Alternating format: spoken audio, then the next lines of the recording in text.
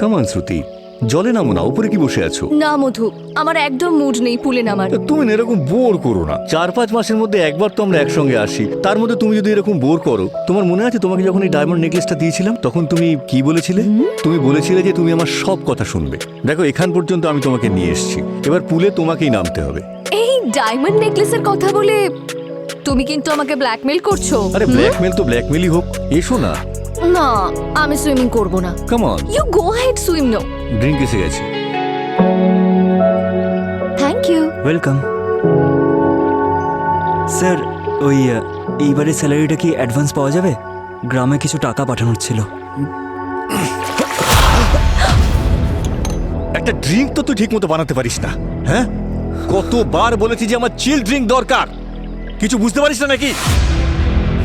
আবার দেখছিস কি? হ্যাঁ, যা আবার নতুন করে ড্রিঙ্ক বানিয়ে নিয়ে আয়। যা যা এখান থেকে।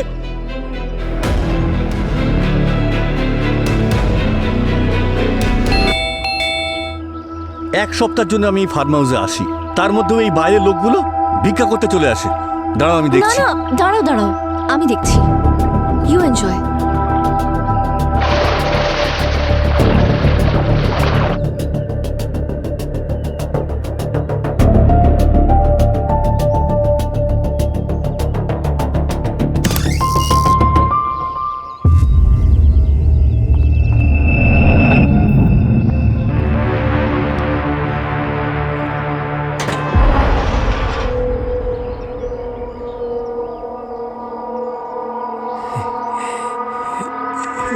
টিটু কাকা, টিটু কাকা, আপনি কাউকে দেখেছেন এখানে? পুষ্পক বিমান চেটে রাবণ চড়তো।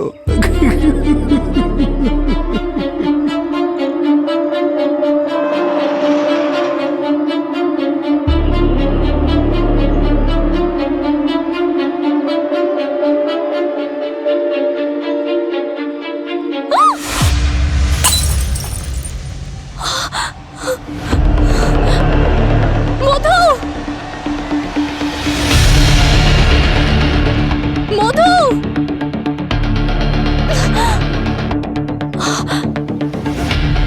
মধু, মধু দেখো না, লাগলো কি করে বুঝতে পারছি না। মধু, মধু,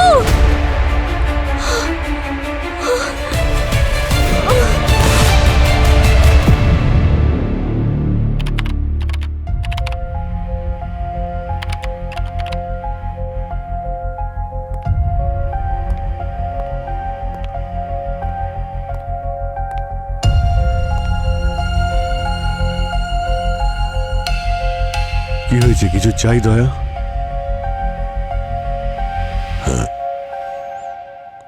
ক্ষমা।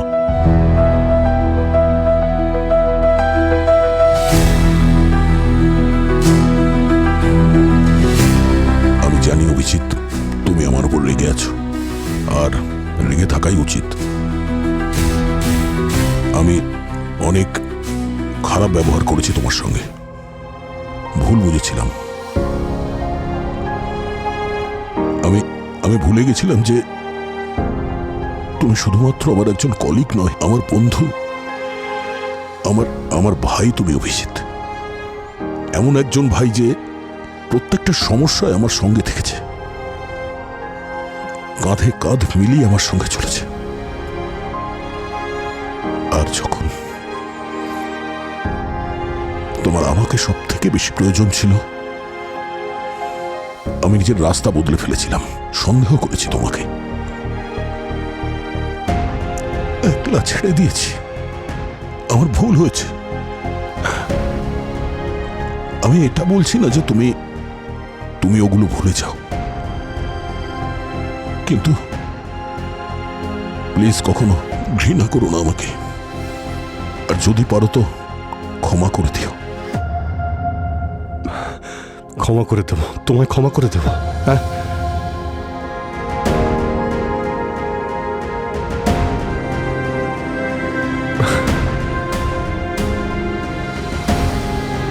ভাইও বলছো, আবার ক্ষমা করে দিতেও বলছো তুমি। হ্যাঁ, এরকম বলো না তুমি। হ্যাঁ, ভাইয়ের উপর রেগে থাকতে পারি, কিন্তু ঘৃণা, আমাদের মধ্যে ঘৃণার কোনো জায়গা নেই দয়া। এসব তুমি কি বলছো? প্রদ্যুমান স্যার চলে যাওয়ার পরে জানি না কি হয়ে গেছে পিউরোর, যেন গ্রহণ লেগে গেছে। সবাই একে অপরকে সন্দেহ করছে। তোমার এতে কোনো দোষ নেই ভাই। Thank you Abhijit. জানি না কেন আজ আমার পুরনো দিনের কথা মনে পড়ছে। আমাদের মধ্যে ওই বিশ্বাস, ওই বন্ধুত্ব, বাস বাস ওটাই ফেরত চাই আমি, আর কিছু না। কিছুই হারায়নি ভাই, সব আমাদের সঙ্গেই ছিল। পরিস্থিতি যেমনই হোক দয়া, আমরা এক ছিলাম আর এক থাকবো। আমাদের মধ্যে কোনোদিনও কিছু গোপন থাকবে না।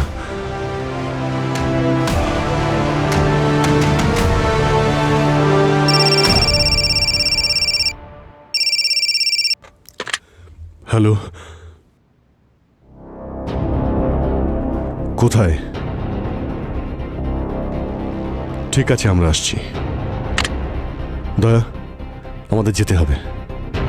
হ্যাঁ, তুমি যাও, আমি আসছি। ঠিক আছে।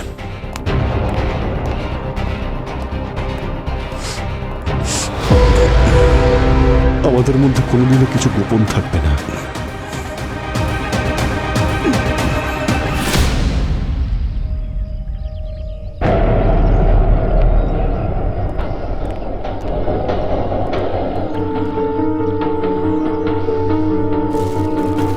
তুমি এখানে কিছুই দেখোনি? না স্যার, আমি তো কিচেনে ছিলাম, আর উনি ফার্ম হাউসের একটা কোনায় ছিলেন স্যার। আমি ম্যাডামের চিৎকার শুনেই দৌড়ে দৌড়ে চলে এসেছিলাম স্যার। এরপর আর কিছু জানি না। মিথ্যে বলছে ও। ওই আমার হাজবেন্ডকে মেরেছে। ওর কাছে রিজনও ছিল। সকালেই আমার হাজবেন্ড ওকে বকেছিল, তাই ও ওকে খুন করেছে। ওকে নির্দোষ ভেবে আপনি ওকে ভরসা করবেন না প্লিজ। ভরসা কাকে করব আর করব না সেটা আমাদের উপর ছেড়ে দিন। আপনি বলতে চাইছেন যে আপনার হাতে এমন ব্যথা হচ্ছিল যেন মনে হচ্ছিল কেউ গুলি করেছে? আমি সত্যি বলছি। আপনার কি কখনো বন্দুকের গুলি লেগেছে? না তাহলে আপনি কি করে জানলেন যে গুলি লাগলে এরকম যন্ত্রণা হয়? না, আমি আসলে আমি শুনেছি যখন গুলি লাগে তখন খুব ব্যথা করে, সেই জন্যই বলছি। কিন্তু এটা ইম্পর্টেন্ট নয়। ইম্পর্টেন্ট এটা যে ওকে মার্ডার করা হয়েছে। আমি সত্যি বলছি। আচ্ছা, হাতটা দেখি।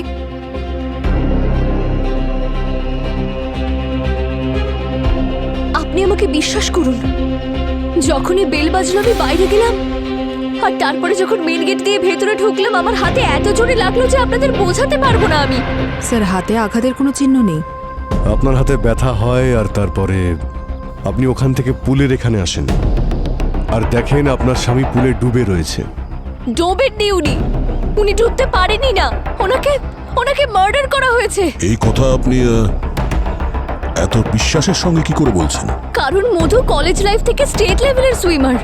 যে মানুষটা ইংলিশ চ্যানেল সাঁতার কেটে পার করতে পারে সে ছোট্ট পুলে কি করে ডুবে যেতে পারে? আমার কথাটা বিশ্বাস করুন। ওকে জেলে দিন, মারধর করুন, ও সব সত্যিটা আপনা থেকে বলে দেবে। দেখুন, সাসপেক্ট আপনারা দুজনেই, দুজনকেই প্রশ্ন করা হবে আর জেলে নিয়ে গিয়ে যত্নও করা হবে।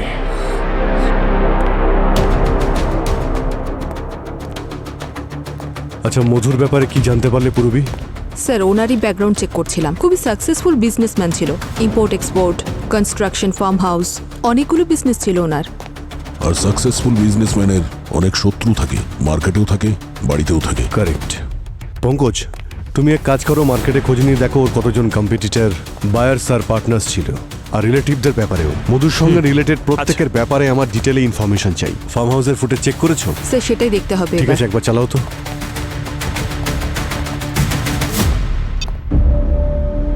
আচ্ছা, এই মেন গেটের বাইরের যে ফুটেজটা আছে সেটা একবার দেখাও তো।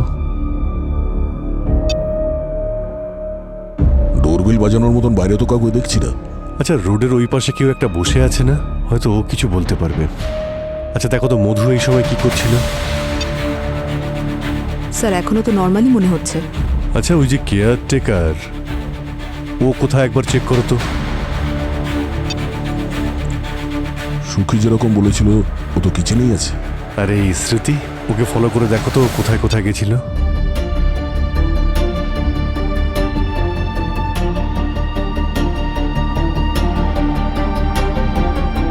আচ্ছা, এই সময় মধু কি করছে দেখাও তো।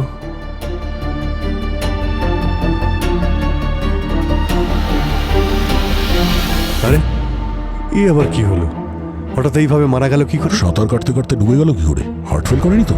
ভাই যদি সেটাই হতো তো ব্যথার জন্য একটু হলেও তো ছটফট করতো, কিন্তু দেখে তো মনে হলো যে 1 সেকেন্ডে ওর প্রাণটা চলে গেল।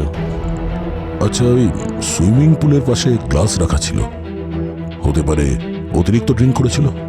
স্যার হতে পারে ড্রাগ ওভারডোজ হয়ে গিয়েছিল, অজ্ঞান হয়ে গিয়ে জলে ডুবে মারা যায়। দেখো অনেক কিছুই তো হতে পারে, কিন্তু মধুর মৃত্যুর আসল কারণ তো এবার ডক্টর সালুকেই বলতে পারবেন।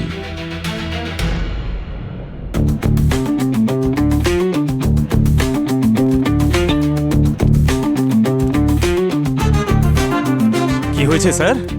সবসময়ের মতো কনফিউজ মনে হচ্ছে। সব সময় সরি, আমার মুখ থেকে বেরিয়ে গেছে স্যার। সব সময় মুখ বন্ধ রাখবে। মধু ডুবলো কি করে সেটাই তো জানা যাচ্ছে না। হার্ট অ্যাটাকের চান্স? না, কোনো চান্স নেই। কোনো ড্রাগস কিংবা অ্যালকোহল পেয়েছেন বডিতে? না দয়া, কোনো ধরনের ড্রাগ নয়, কোনো অ্যালকোহল নয়, কোনো কেমিক্যাল নয়, কিছু ট্রেসেস নেই। ইনফ্যাক্ট এনার পাস্ট হিস্ট্রি চেক করেছি, সেখানেও কোনো ধরনের ড্রাগস বা অ্যালকোহলের ট্রেসেস নেই। অ্যাকচুয়ালি অ্যাথলেটিক মাইন্ড সেটআপের লোক তো, তাই অ্যালকোহল আর ড্রাগ থেকে দূরে থাকাই স্যার স্বাভাবিক। সুসাইডও তো হতে পারে। না, সুসাইডের কোনো সম্ভাবনা নেই। দেখো, কোনো সাঁতারু যদি মরতে চায় তবে অন্য কোনো উপায় বার করবে, কিন্তু ডুবে মরাটা সম্ভব নয়। কারণ যখন সে ডুবতে থাকবে তখন তার সার্ভাইভাল ইনস্টিংক্ট তাকে বাধ্য করবে ভেসে উঠতে। এইভাবে মরেনি, ওইভাবে মরেনি, তাহলে কিভাবে মরলো? বুঝতেই পারছি না কি করে মারা গেল, সেইটাই বোঝাতে চাইছি। আমি জানি কোনো লোক মারা গেলে তার পেছনে রিজন থাকে, কিন্তু আমি এখনো জানতে পারিনি কি রিজন। আমি এভিডেন্স তৈরি করবো নাকি? স্যার কি বলছে সব? রিল্যাক্স। অজিত ভাই, আমাদের আবার ফিল্ডে গিয়ে একটু বেশি পরিশ্রম করতে হবে। আমরা ফিল্ডেই যাই ভাই, এখান থেকে তো বেরোই আগে। পঙ্কজ, মধুর কোনো রিলেটিভ? আছে তো স্যার, ওর বড় দাদা মোহন।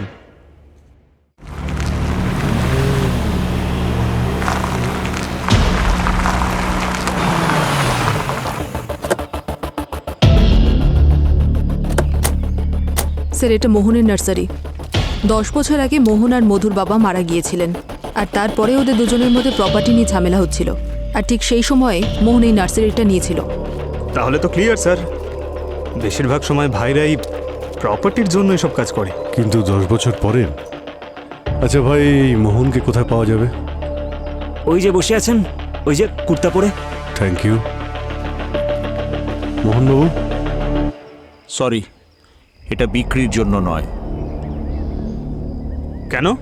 It's very very special in the world. Egyptian cactus, ভীষণ বিষাক্ত। এটার একটা কাঁটাও যদি উটের গায়ে লেগে যায়, সেও কয়েক সেকেন্ডের মধ্যেই মরে যাবে। যদি এটা এত বিষাক্ত হয় তো এত যত্ন কেন করছেন? এটাই তো প্রকৃতির মজা। এই ক্যাকটাস যেমন প্রাণ নেয় তেমন প্রাণ বাঁচায়ও। মেডিকেল সায়েন্সে এর বিষ ওষুধ তৈরি করার কাজে লাগে। যাকে আপনারা বলুন, আপনারা কোন চারা নেবেন? Indoor, outdoor? না, আমরা এখানে কিছু কিনতে আসেনি। অ্যাকচুয়ালি আমরা সিআইডি থেকে, আমরা এখানে একটা আপনাকে ইনফরমেশন দিতে এসেছি। আপনার ভাই মধুর মার্ডার হয়েছে। শেষ পর্যন্ত কেউ ওকে মেরেই দিল। যেমন কর্ম তেমন ফল। নিজের কর্মফল থেকে কেউ আজ পর্যন্ত বাঁচেনি। তার মানে? লোভী ছিল ছোটবেলা থেকেই।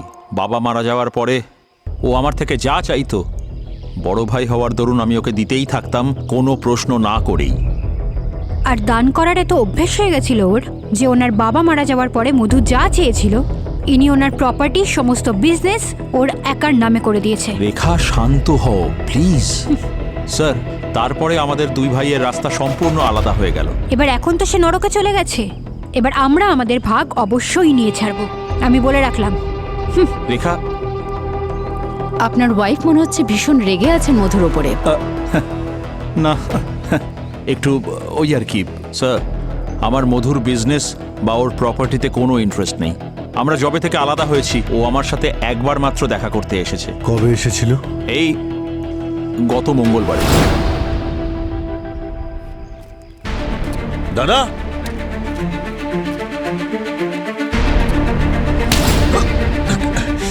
এ কি ধরনের অসভ্যতা? এখানে কেন এসেছো? এখন তোমাকে দেওয়ার মতো আমার কাছে কিচ্ছু নেই। তুমি আর দিতেই বা কি পারো? এসব ফুল পাতা? এরকম হাজারটা নার্সারি কিনে আমি তাতে আগুন জ্বালিয়ে দিতে পারি। তাহলে তোমার কি চাই? এসব সাদা পোশাক পরে নিজেকে সবসময় ভদ্র দেখানোর নাটক করো, তাই না? মধু, এখান থেকে চলে যাও, নয়তো। হ্যাঁ, এইভাবে যদি হুমকি দেওয়ার থাকতো তাহলে আমাকে দিতে। সকাল 8টায় আমার বাড়িতে ফোন করে হুমকি দেওয়ার কি দরকার ছিল? কোন ফোন? আমি কোনো ফোন করিনি। আমি তো আমার বাবাকেও কোনোদিন ভয় করিনি, কিন্তু এই ফোন কলে শ্রুতি খুব ভয় পেয়েছে। এরপর যদি কখনো এরকম কোনো হুমকি দাও না, তাহলে এই গাছগাছালির নিচেই তোমার কবর দেব। ঠিক আছে মোহনবাবু, এখন আমরা যাচ্ছি। প্রয়োজন পড়লে আবার আসবো আপনার কাছে। Thank you. ওয়েলকাম। যদি ইনি মধুকে হুমকি না দেয় তো কে দিল? আর তাছাড়া এই হুমকির কথা মধুর স্ত্রী শ্রুতি আমাদের কাছে কেন লুকুলো? মধু এত বড় বিজনেসম্যান যে ওর কাছে থ্রেট কলস আসাটা খুবই স্বাভাবিক। ও কোনোদিনই এর জন্য টেনশন করতো না, আর আমাকে সব সময় বোঝাতো যে এইসব কলগুলোকে আমি সিরিয়াসলি না নিয়ে টেনশন না করি। কিন্তু যখন ওই লাস্ট কলটা এলো, ওই কলটা একেবারে অন্যরকম ছিল। ওটা কিন্তু থ্রেট কল ছিল না। এরকম কেন মনে হয়েছিল আপনার? কারণ ওনার কাছে এরকম কল প্রায়ই আসতো ওনার কম্পিটিটরসদের থেকে, কখনো কোনো ডিল ক্যান্সেল করার জন্য, কখনো কোনো কন্ট্রাক্ট ভাঙার জন্য। কিন্তু লাস্ট যে কলটা এসেছিল না, সে না ধর্মকর্মের কথা বলছিল। এমন কিছু বলছিল যে তুমি যদি নিজে থেকে সমস্ত সত্যি কথা পুলিশকে গিয়ে এক্ষুনি না বলে দাও, তাহলে তোমাকে নিজের কর্মের ফল ভোগ করতে হবে। হয়তো সেটাই হয়েছে, মধু নিজের কর্মের ফল পেয়েছে। স্যার, এই মোহনও তো ধর্মকর্মের কথা বলছিল। আপনি মধুর কোন কর্মের কথা বলছেন? আমার হাজবেন্ডের টাকা ইনকাম করার অনেক শখ ছিল। উনি শুধু একটা জিনিসই দেখতেন, যে কোনোভাবে যেন ওনার ব্যবসায় প্রফিট হয়ে যায়। সেই জন্যই উনি ওনার ইম্পোর্ট এক্সপোর্টের বিজনেসে ডায়মন্ডস আর ওয়েপেন্সের চোরাকারবারও শুরু করেছিল। আমি ওনাকে অনেক বোঝানোর চেষ্টা করেছিলাম, কিন্তু উনি আমাকে সবসময় এটাই বোঝাতেন যে ব্যবসার একমাত্র এটাই এথিক্স, যে ব্যবসার কোনো এথিক্স হয় না। আমি সব সময় ওনাকে বোঝাতাম, কিন্তু কখনো আমার কথা শোনেননি। আমি ওনাকে খুব ভালোবাসতাম। এখন তো শুধু আমার সবসময় এটাই আফসোস থাকবে যে ওই অপয়া ডোরবেলটার জন্য আমি শেষ মুহূর্তে ওনার পাশে থাকতে পারিনি। স্যার, ওই ডোরবেলটা নিশ্চয়ই শ্রুতিকে মধু থেকে দূরে সরানোর জন্য বাজানো হয়েছিল। কিন্তু উনি বলছেন উনি যখন দরজার কাছে যান তখন উনি ওখানে কাউকেই দেখেননি। কলিং বেল তো এমনি এমনি বাজবে না, কেউ না কেউ তো ছিল ওখানে। স্যার, একজন সিসিটিভিতে বয়স্ক লোককে দেখা গিয়েছিল না? কে? ওই টিটু কাকা? না না, ও 1 নম্বরের মাতাল। ও কিছু করতে পারে না। কিছু করতে পারে না, কিন্তু দেখতে তো পারে। লালু আঙ্কেল, লালু আঙ্কেল, আমি তোমার জন্য চা নিয়ে এসেছি। আরে তুমি এখন ঘুমাচ্ছ? ওঠো আঙ্কেল, দেখো আমি তোমার জন্য চা নিয়ে এসেছি। ওঠো না আঙ্কেল। বাবা!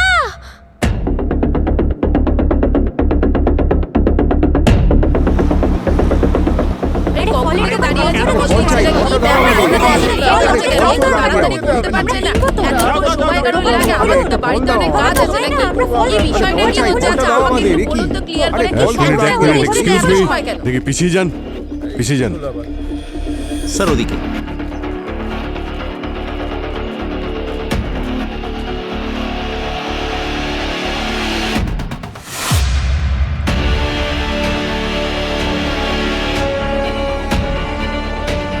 এর ইউরিন তো বেরোয়নি, কিন্তু অ্যামোনিয়ার এত জঘন্য গন্ধ বেরোচ্ছে।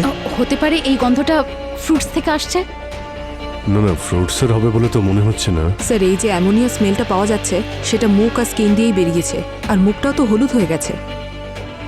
এই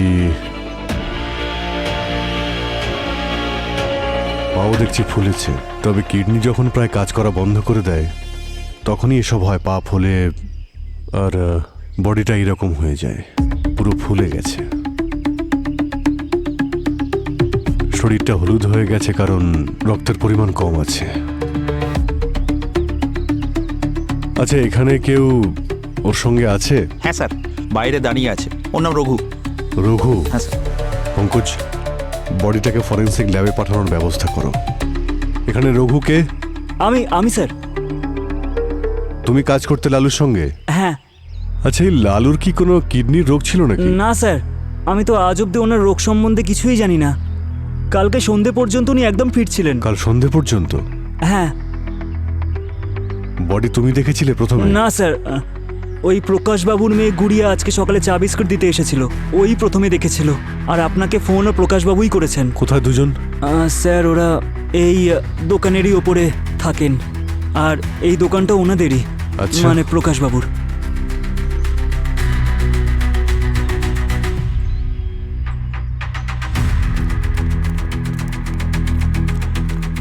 মিস্টার প্রকাশ।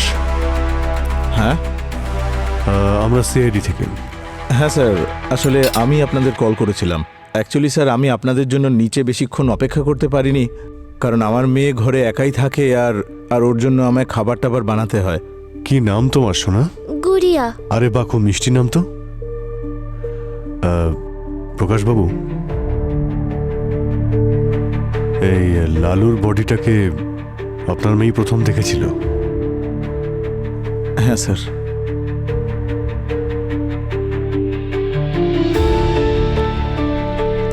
শোনা, তোমাকে একটা কথা জিজ্ঞেস করি। লালু আঙ্কেলের ব্যাপারে জিজ্ঞাসা করতে এসেছো না? আরে বাহ, তুমি তো খুব স্মার্ট দেখছি। আচ্ছা গুড়িয়া মা, একটা কথা বলো, তুমি যখন লালু আঙ্কেলকে দেখেছিলে তখনও দোকানে একা ছিল? হ্যাঁ, শুধু লালু আঙ্কেলই ছিল, কারণ উনি মারা গেছিলেন না। তুমি টেনশন করো না, উনি ভগবানের কাছে গেছেন।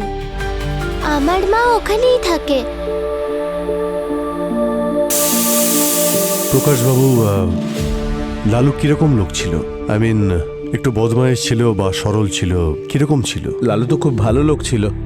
ইনফ্যাক্ট আমার মেয়ে প্রতিদিন সকালে ওর জন্য চা আর বিস্কুট নিয়ে যেত। আমার মেয়েকে খুব ভালোবাসতো। আমার মেয়ের কথা ছাড়ুন স্যার, আশেপাশে সবার সঙ্গে ও খুব ভালো ব্যবহার করত। কেউ কখনো কোনো অভিযোগ করেনি। কটা সিটি পড়লো? 3টে। ও থ্যাংক ইউ। আসলে আমি ওখানে আলু সেদ্ধ করছি তো। আচ্ছা, আপনারা কেউ আলুর পরোটা খাবেন? হ্যাঁ। না না, থ্যাংক ইউ। না প্রকাশবাবু, থ্যাংক ইউ ভেরি মাচ। প্রয়োজন যদি পড়ে আমরা আবার এখানে আসব। বাই সোনা। বাই।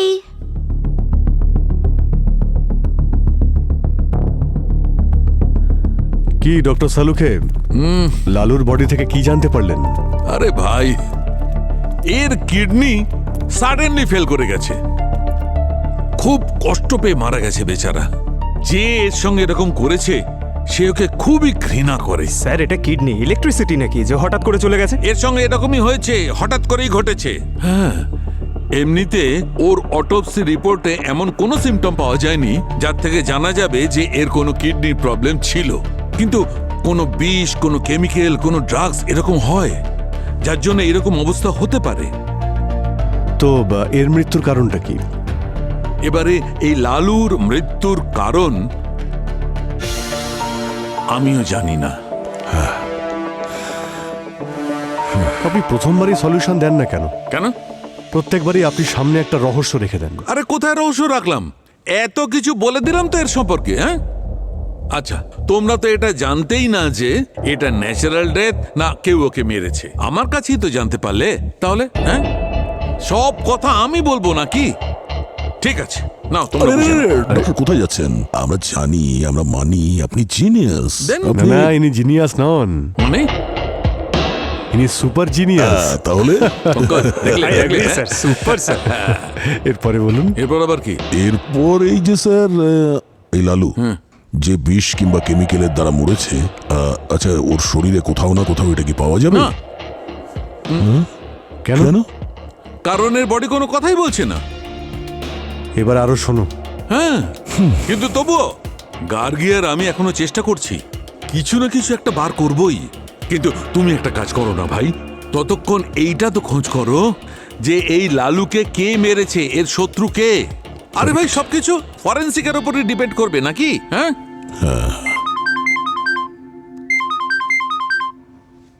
হ্যালো স্যার, আমি রঘু বলছিলাম। তাড়াতাড়ি লালুর দোকানের কাছে আসুন, লোকজন খুব ঝামেলা করছে। ও ওকে। আরে আমরা দোকান থেকে ফল নিতে এসেছি, ফল আমাদের খেতে দিতে হয়ে যায়। আমরা এসে চলে যাই।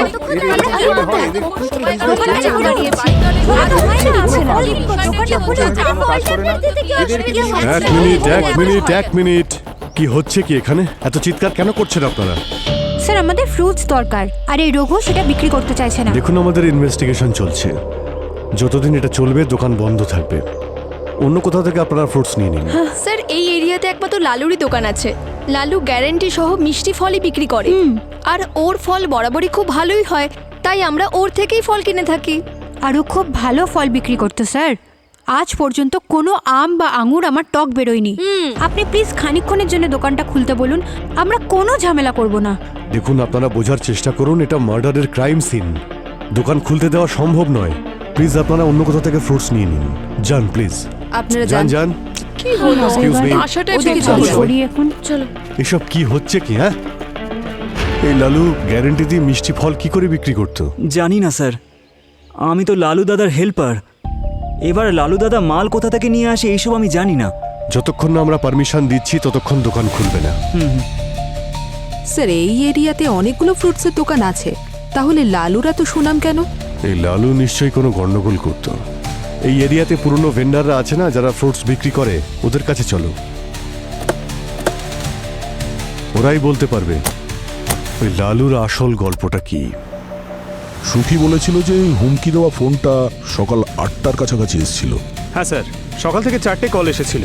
Aqua Wash mineral water, special care hospital, অমোক স্টোরেজ হাউস আর বাস্তু ফার্নিচার, সবকটাই বিজনেস কল ছিল। তাহলে ওই টিটু কাকার সঙ্গে দেখা করি।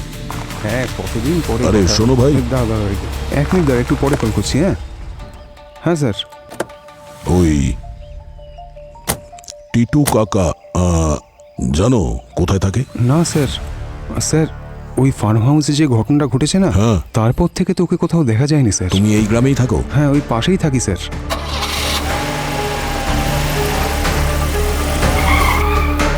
আচ্ছা ভাই, ওই কিটু কাকা আশেপাশে কোথাও দেখেছো নাকি? উনি সিটি হসপিটালে আছেন। City hospital? সিস্টার, একটা কোয়ার্টারের ব্যবস্থা করে দিন না সিস্টার, খুব কষ্ট হচ্ছে সিস্টার, খুব কষ্ট হচ্ছে। ওষুধ দিয়েছি তো আপনাকে, ব্যথা চলে যাবে। না না সিস্টার, এই যন্ত্রণা তো আমার ওষুধ ছাড়া আবার সারবে না সিস্টার। বললাম তো না। সিস্টার, সিস্টার আমার দিব্যি সিস্টার, আমার কথাটা আমাকে ব্যবস্থা করে দিন না সিস্টার। ও সিস্টার। টিটু কাকা নমস্কার। যদি আপনি আমাদের প্রশ্নের উত্তর দেন তো আপনার ওষুধ আমরা নিয়ে এসেছি, দেব। সত্যি? হ্যাঁ হ্যাঁ পঙ্কজ, হ্যাঁ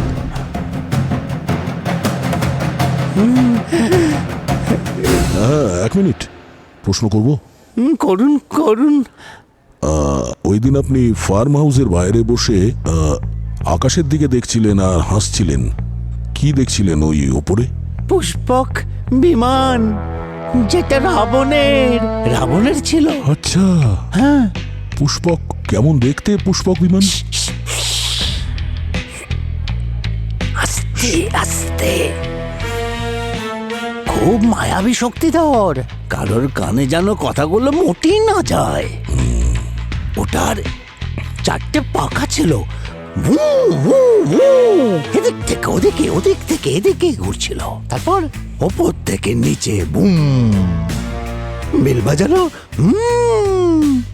চলে গেল। আমার মনে হচ্ছে স্যার, রাবণ পুষ্পক রথ নিয়ে আবার কাউকে কিডন্যাপ করতে আসবে। আচ্ছা, কোন দিকে গেছে ও?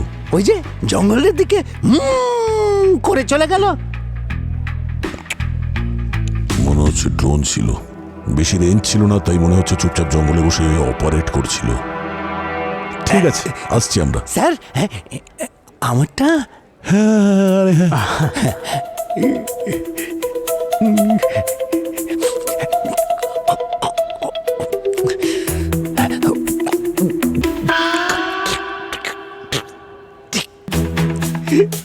এটা কি? ওআরএস, গরম পড়েছে তো সেই জন্য দিলাম। আসছি আমরা। এটা কি? ওয়ার্স দিয়ে চলে গেল। সিস্টার, 4 বছর আগে আপনার এই দোকান হরিওমনগরে ছিল না? ওখানে বন্ধ করে আপনি এখানে খুললেন, ব্যাপারটা কি? স্যার ওখানে দোকান বন্ধ না করে আর কি করতাম? সমস্ত মাল গোডাউনে পড়ে পড়ে নষ্ট হয়ে যাচ্ছিল। আর শুধু আমারই নয়, ওই যে রাজু ভাই যে লালুকে এই ব্যবসায় নিয়ে এসেছিল, তাকেও লোকসানের জন্য এরিয়া ছাড়তে হলো। ভালো হয়েছে ও মারা গেছে। 40 বছর ধরে এই ফল বিক্রি করি আমি। ওই লালুকে আমি এনেছিলাম এই ব্যবসায়, সব কিছু শিখিয়েছি, কিন্তু আমি কখনো ওকে বিষ বিক্রি করতে শেখাইনি। বিষ? কিন্তু কাস্টমাররা তো বললো সবসময় মিষ্টি ফলই বিক্রি করতো। সমস্ত ভয়ানক কেমিক্যাল মেশানো ফল বিক্রি করতো। কেমিক্যাল?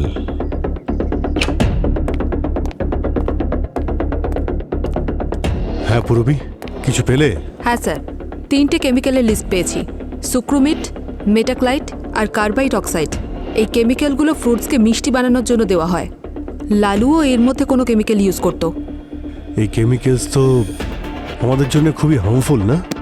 হ্যাঁ স্যার, অল্প মাত্রায় বিশেষ ক্ষতি হয় না, কিন্তু যদি রোজ হাই ডোজেসে নেওয়া হয় তাহলে অন্যান্য অসুখের সাথে কিডনিও ফেল করিয়ে দেয়। ও, তাহলে কি কেমিক্যালস ইউজ করে ফ্রুটস বিক্রি করার জন্যে কেউ লালুকে খুন করে দিল? হ্যাঁ, পসিবল স্যার, কারণ গভর্নমেন্টের তরফ থেকে এই কেমিক্যালস তো অনেক বছর ধরেই ব্যান্ড। লালু যদি আনিয়ে থাকে তাহলে ইল্লিগাল সোর্স থেকেই আনাতো। কারেক্ট। অবনী, লালুর ফোনটা নিয়ে এসো তো। স্যার, ওতে চেক করে দেখো তো কোনো কেমিক্যাল সাপ্লায়ারের নাম্বার অবশ্যই থাকবে। Sir Madhurai enterprise. এটা তো মধুর কোম্পানি।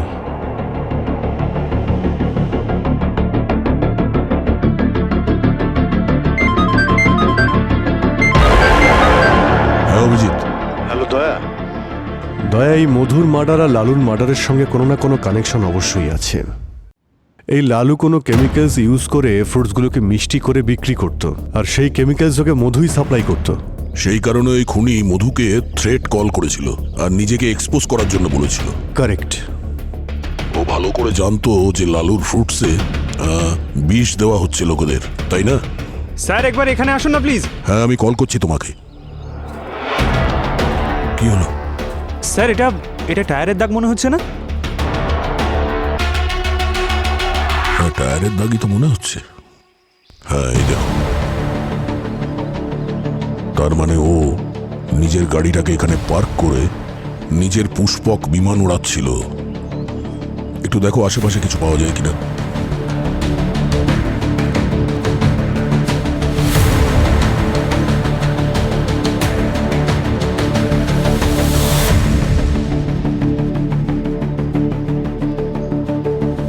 স্যার। হ্যাঁ,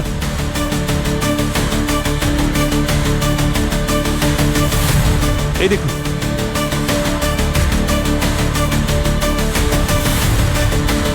এর মধ্যে তো পিঁপড়ে আছে, মরে যাওয়া। এই গ্লাভসটা দেখুন, এটা তো ওই মোহন ব্যবহার করতো না এরকম গ্লাভস? পঙ্কজ, এইরকম গ্লাভস তো যে কেউ কিনতে পারে। এই আরকেএক্স মেডিক্স, এর মধ্যে সিরিয়াল নাম্বারও লেখা আছে। কেউ এই জঙ্গলের মধ্যে এইরকম মেডিকেল কিটস আর এই গ্লাভস নিয়ে কি করছিল, এটাই তো বুঝতে পারছি না। একটা কাজ করো, আরকেএক্স মেডিক্স এর মালিককে কল করে বিউরোতে ডাকো। স্যার, ইনি আরকেএক্স মেডিকেল রিক্রুটমেন্টের ম্যানেজার। আসুন, বসুন। Hello sir. একটু মন দিয়ে দেখুন, এটা আপনার কোম্পানি বিক্রি করে না? ইয়েস স্যার, এখানকার প্রায় সব হসপিটালেই আমাদের কোম্পানি এটা বিক্রি করে। এই সিরিয়াল নাম্বার দেখে আপনি বলতে পারবেন যে এর কন্টেনার আপনি কোথায় সাপ্লাই করেছিলেন? এটা yes sir, sure sir, just give me second.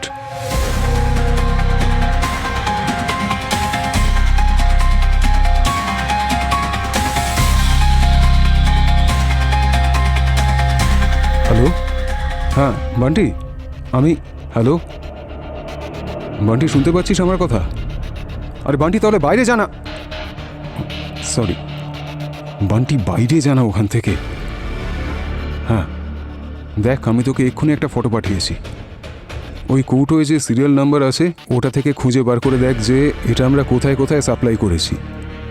Bunty, urgent বলেই তোকে কল করলাম না, প্লিজ তাড়াতাড়ি।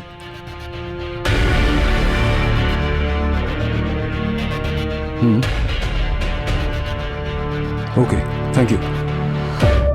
হ্যাঁ স্যার, এটা 3 মাস আগে আমাদের কোম্পানি থেকেই সাপ্লাই হয়েছিল ওই স্পেশাল কেয়ার হসপিটালে। স্পেশাল কেয়ারে? Special care hospital? Yes sir. এই নামটা তো কোথাও শুনেছি মনে হচ্ছে। আরে হ্যাঁ, ও মধুর যে কল লিস্ট আছে, যখন আমরা ওই হুমকি দেওয়া নাম্বারটা ট্রেস করছিলাম, এই হসপিটালেরই ছিল। ওকে, তাহলে ওই হসপিটালের সঙ্গে খুনির কোনো না কোনো কানেকশন অবশ্যই আছে। হ্যাঁ স্যার, এই কন্টেনারটা আমাদের হসপিটালেরই, কিন্তু এরকম হাজারটা বোতল থেকে আমাদের হসপিটালে, এটা দিয়ে আপনারা কি করে খুনিকে খুঁজে বার করবেন? অনেক সময় তো পেশেন্ট বাড়িতেও নিয়ে যায় ওষুধ রাখার জন্য। কিন্তু ওই বোতলটা ইউজ করার সঙ্গে সঙ্গে একটা ভুলও অবশ্যই করেছে, কারণ আপনাদের হসপিটাল থেকেই ও যে মারা গেছে তাকে হুমকি দেওয়া ফোন করেছিল মঙ্গলবার সকাল 8টার সময়। আপনি আমাদের সিসিটিভি ফুটেজ দেখান।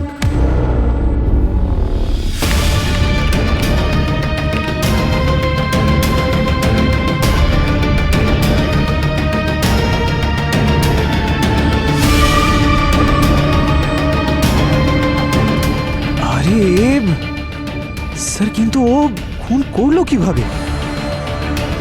এর উত্তর তো এবার ও নিজেই দেবে।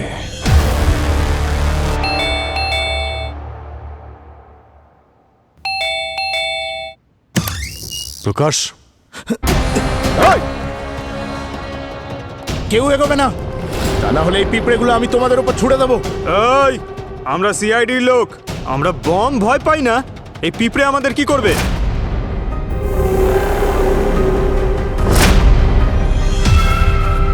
পঙ্কজ, এটা কোনো সাধারণ পিঁপড়ে নয়, এগুলো হলো বুলেট পিঁপড়ে। কোনো মানুষকে একবার কামড়ালে গুলি খাওয়ার মতো যন্ত্রণা হয় আর সে প্যারালাইজড হয়ে যায়। ও মধুকে এইভাবে মেরেছিল।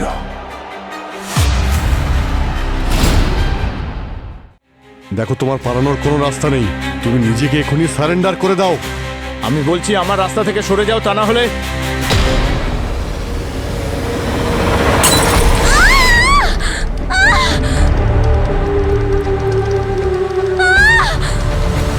গুড়িয়া।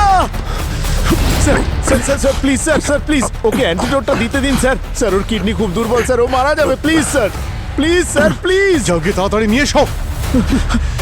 গুড়িয়া, গুড়িয়া, গুড়িয়া। স্যার, স্যার, গুড়িয়া, গুড়িয়া, গুড়িয়া।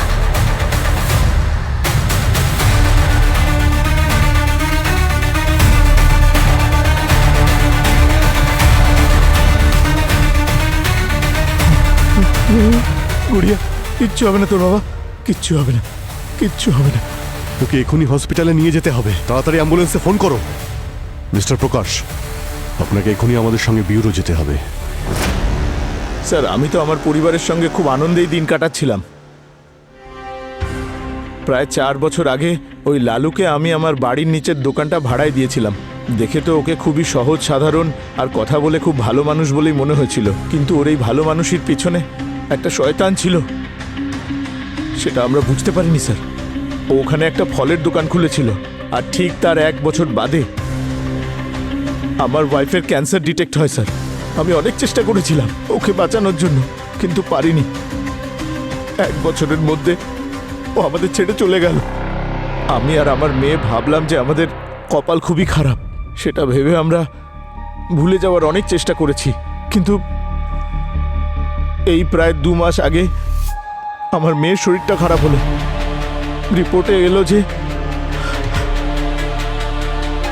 ওর কিডনি দুটো খারাপ হয়ে যাচ্ছে। জানি না এমন কি হয়ে গেল, ওর সাথে এসব কেন হচ্ছে, যেখানে আমি ওর এত কেয়ার করি, ওর এত খেয়াল রাখি, তা সত্ত্বেও কেন এসব হবে। আর স্যার, এক রাতে না আমি কিছু খটখট আওয়াজ শুনতে পেলাম। আমি নিচে গিয়ে ওই লালুর দোকানে উঁকি মেরে দেখলাম যে লালু নিজের ফলগুলোর ওপরে কিছু কেমিক্যাল ছড়াচ্ছিল। ও নিজে তো মাস্ক পরেছিল, কিন্তু ওই কেমিক্যালগুলো প্রতি রাতে আমাদের নাক দিয়ে শরীরে ঢুকছিল।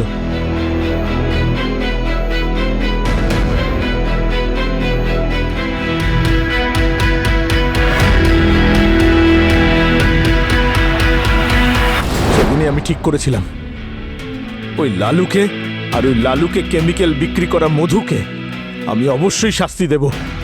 একদিন আমার মেয়ের শরীর খুব খারাপ হলো, আমি ওকে হাসপাতালে নিয়ে গেলাম। ওর কষ্ট আমি কিছুতেই সহ্য করতে পারছিলাম না স্যার, আর আমি রেগে গিয়ে ওই মধুকে কল করে খুব হুমকি দিলাম, তুই আমার পরিবারকে শেষ করে দিয়েছিস, আর এখনো যদি তুই নিজের ইল্লিগাল বিজনেস বন্ধ না করিস আর নিজেকে পুলিশের কাছে সারেন্ডার না করিস, তাহলে তোর কর্ম তোকে শাস্তি দেবে। তুমি পুলিশের কাছেও তো যেতে পারতে, মধুর নামে অভিযোগও করতে পারতে। হ্যাঁ, যেতে তো পারতাম স্যার, কিন্তু কোনো লাভ হতো না স্যার। ও অনেক প্রভাবশালী লোক স্যার, ও একই দিনে নিজের টাকার জোরে জেলের বাইরে চলে আসতো স্যার। সেজন্য আমি নিজে ওকে শাস্তি দেওয়ার সিদ্ধান্ত নিয়েছিলাম। আমি মধুকে ট্র্যাক করতে শুরু করলাম, আর আমি জানতে পারলাম যে ও প্রত্যেক উইকেন্ডে নিজের ফার্ম হাউসে একাই যায়। আমি প্রফেশনালি একজন অ্যান্টোমোলজিস্ট, কীটপতঙ্গ নিয়ে আমি অনেক রিসার্চ করেছি। আমার প্ল্যান ফুলপ্রুফ ছিল স্যার। আমি মধুর ওপরে বুলেট অ্যান্টস ব্যবহার করেছিলাম, আর ওকে কামড়াতেই ও সুইমিং পুলে প্যারালাইজড হয়ে গেছিল, তারপর ডুবে মারা গিয়েছিল। আর মারা যাওয়ার পর শরীরে বুলেট অ্যান্টসের বিষ পাওয়াটা is next to impossible sir. কেউ জানতেও পারতো না যে ও কী করে মারা গেল। কিন্তু সেদিন আমি দেখলাম যে মধু ওখানে একা ছিল না, ওর ওয়াইফও ওখানে ছিল। সেজন্য আমি প্রথমে ড্রোনের সাহায্যে ওর ডোরবেল বাজালাম, আর যেই মধুর ওয়াইফ ডোরের দিকে এগিয়ে গেল, আমি ড্রোনের সাহায্যে মধুর ওপরে বুলেট অ্যান্টস ছেড়ে দিলাম।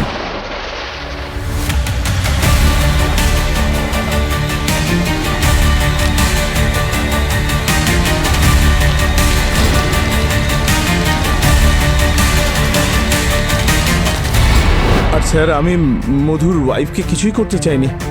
আমার মনে হচ্ছে যে হয়তো যখন ড্রোন দিয়ে আমি ডোরবেল বাজিয়েছিলাম তখন কিছু বুলেট অ্যান্টস ওখানেই পড়ে গিয়েছিল, আর সেই অ্যান্টগুলোই হয়তো ওকে কামড়ে দিয়েছিল। লালুকে কি করে মারলে? লালু ওই শয়তান,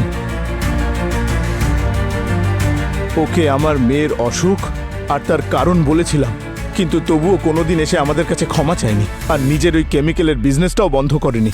ওই লালু আমার গুড়িয়া সোনাকে যত কষ্ট দিয়েছে না, আমি ভাবলাম আমি ওকে অতটাই কষ্ট দেব, আর তাই আমি ওর শরীরে সি স্নেলের বিষ ব্যবহার করেছিলাম, যাতে মানুষের কিডনি ফেল হয়ে যায়, আর সেই মানুষটা কষ্ট পেয়ে পেয়ে মারা যায়। লালু ভাই, এই নাও, মুখ মিষ্টি করো।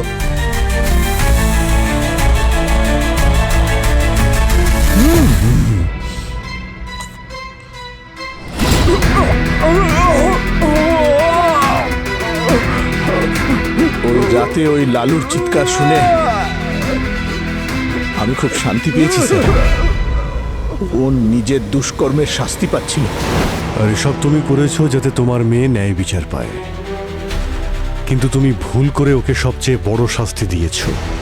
ওর মাকে তো আগেই হারিয়েছে, এরপর তোমাকে ছাড়া ওকে সারা জীবন কাটাতে হবে। পুরবি, গুড়িয়ার জন্য ভালো কোনো হোম খোঁজো। আমরা চেষ্টা করব যাতে গুড়িয়ার খুব তাড়াতাড়ি কিডনি ট্রান্সপ্লান্ট হয়ে যায়। বাবার কর্মের শাস্তি যেন মেয়ে না পায়।